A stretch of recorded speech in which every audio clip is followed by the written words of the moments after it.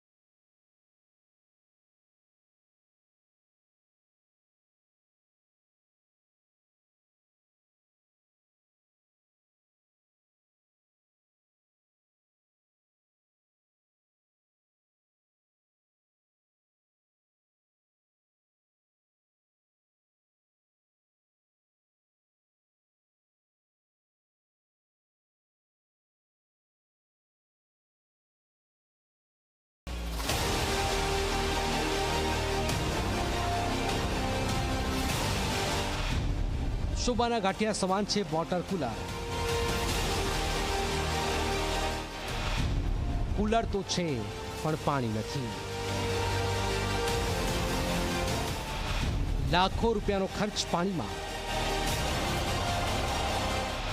તંત્રના પાપે જનતાને હાલાકી। આ એ તમામ દ્રશ્યો છે જે બેદરકાર, આળસુ નગરોળ તંત્રના પુરાવા આપી રહ્યા છે। સૌથી પહેલા સુરત શહેરની વાત કરીએ તો સુરતમાં કાળઝાળ ગરમી છે। 40 ડિગ્રી જેટલા તાપમાનમાં સુરતીઓ અકળાઈ રહ્યા છે। ત્યારે સુરતના સિટી બસ ડેપો પર નગરોળ તંત્ર દ્વારા લોકો માટે કોઈ વ્યવસ્થા કરવામાં જ આવી નથી। સિટી બસ ડેપો ઉપર પાણીના કુલર તો ઠીક, લોકો માટે પાણીની પણ વ્યવસ્થા કરાઈ નથી। જ્યારે જો લોકોને આકરી ગરમીમાં પીવા માટે પાણી ન મળતું હોય તો તંત્ર દ્વારા ORS મળે એ તો એક સ્વપ્ન સમાન વાત છે।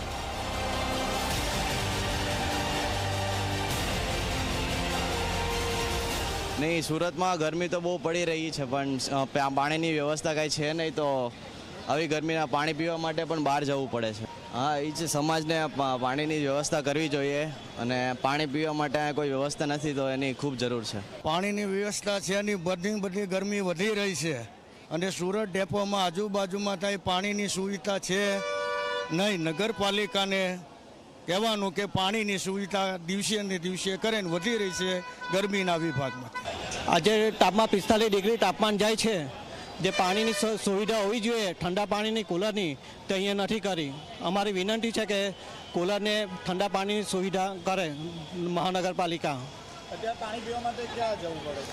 પાણી તો અહીંયા તો નહીં મળે, મિનરલ બોટલ લેવી પડે પૈસા ખર્ચીને, નહીં તો પછી ઘરેથી લાવવું પડે। સુરતના નગરોળ મનપાનું તંત્ર લોકો માટે વ્યવસ્થા કરવાના નામે લોકોના ટેક્સના પૈસાનો બગાડ કરે છે। મોટી મોટી જાહેરાતો કરીને વાહવાઈ લૂંટી પણ લે છે, પરંતુ જ્યારે લોકોને ખરેખર જરૂર હોય છે ત્યારે આળસુ તંત્રને લોકોની સમસ્યા દેખાતી નથી। એટલે ઝી24 કલાકના રિયાલિટી ચેકમાં સુરતનું મનપા ફેલ સાબિત થયું છે। હવે વાત સંસ્કારી નગરી વડોદરાની। વડોદરા શહેરના સંસ્કારી નગરી તરીકે ઓળખાય છે, ત્યારે વડોદરા મનપામાં કામ કરતા અધિકારીઓ પણ કદાચ સંસ્કારી હશે। વડોદરા મનપાએ હાલ પડતી કાળઝાળ ગરમી વચ્ચે લોકો માટે કેવી વ્યવસ્થા કરી છે એ જોઈ લો। આ છે વડોદરાનું કમાટી બાગ। અહીં લોકો મોટી સંખ્યામાં આવતા હોય છે। બહાર કરતાં કમાટી બાગમાં ગરમી ઓછી રહે છે, એટલે લોકો કમાટી બાગ જવાનું પસંદ કરે છે। પરંતુ જો તમે કમાટી બાગમાં જવાનું વિચારતા હોય તો પીવાના પાણીની વ્યવસ્થા ઘરેથી જ કરીને જજો, કેમ કે વડોદરા મનપાએ તમારા માટે કોઈ વ્યવસ્થા કરી જ નથી। કમાટી બાગમાં કોર્પોરેશને મૂકેલા વોટર કુલર હાલ શોભાના ગાંઠિયા સમાન છે। વડોદરા પાલિકા દ્વારા 1 વર્ષ પહેલાં જ લાખો રૂપિયાના ખર્ચે પાણીના કુલર મુકાયા હતા, પરંતુ ઉદ્ઘાટન સમયે ફોટો સેશન કર્યા બાદ કોર્પોરેશને કુલરની સાર સંભાળ કરવાની કોઈ તસ્દી લીધી નથી। નગરોળ તંત્રએ કમાટી બાગમાં વોટર કુલર તો મૂક્યા છે, પરંતુ એ વોટર કુલરમાં પાણી નથી। આકરી ગરમીમાં પાણી ન મળતા લોકોને જાણે ટળવળવાનો વારો આવ્યો છે. કુલરની હાલત બિલકુલ ખરાબ છે. અત્યારે ઠંડુ પાણી આવતું નહીં. ઉનાળાનો સમય છે, પાણીને લોકો તરસા મળે છે, પણ અહીંયા પાણીની કોઈ વ્યવસ્થા છે નહીં ઠંડા પાણીની. અને સરકારના એના ફંડમાંથી આવ્યું છે, પાણી જ નથી આવ્યું અને બહુ ગંદુ પાણી આવે છે બહુ ગંદુ પાણી આવે છે. ગરમીનો સિઝન છે, પ્રજાને પાણી મળતું નથી. અહીં આગળ કોઈ લગ્ન બગનનો સમય હોય છે, બરાબર, તો લખાવા આવે છે તો કોકને પાણી મળતું નથી. અહીં આગળ 4 લાખનું અહીં આગળ મૂકેલું છે તો કશું પાણી મળતું નથી. નાના નાના છોકરા આવે છે પાણી આગળ તરસ્યા મળે. અને ગરમીનો સમય છે, કુલર ચાલુ કરતા નથી અને આ લોકો પ્રજાના પૈસાનો કોઈ ઉપયોગ કરતું નથી. ખોટું આ લોકો કે કુલર મૂક્યું છે એનો કોઈ ઉપયોગ નથી. જી હા, નગરોડ તંત્રએ કુલર પાછળ લાખો રૂપિયા ખર્ચી નાખ્યા, પરંતુ લોકોને આકરી ગરમીમાં કોઈ નથી મળી ગયું. એટલે સંસ્કારી નગરી વડોદરાનું મનપા ઝી 24 કલાકના રિયાલિટી ચેકમાં ફેલ સાબિત થયું. આ તો માત્ર સુરત અને વડોદરાની જ વાત થઈ. ગુજરાતના ઘણા બધા શહેરો છે કે જ્યાં સરકારના આદેશ છતાં લોકો માટે વ્યવસ્થાઓ કરાતી નથી. જો ગ્રાઉન્ડ પરની સત્યતાની વાત કરીએ તો તંત્રએ કરેલી વ્યવસ્થાઓ માત્ર ને માત્ર કાગળ ઉપર જ છે. રવિ અગ્રવાલ સાથે ચેતન પટેલ, ઝી મીડિયા.